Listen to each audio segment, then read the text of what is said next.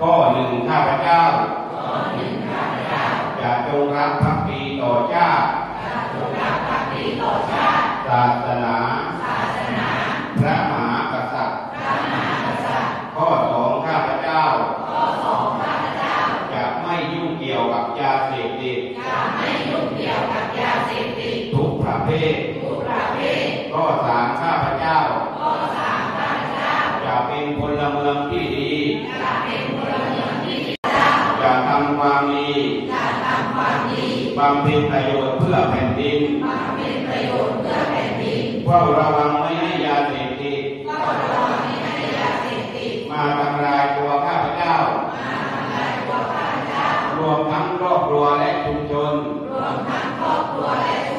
เพื่อให้ประเทศชาติ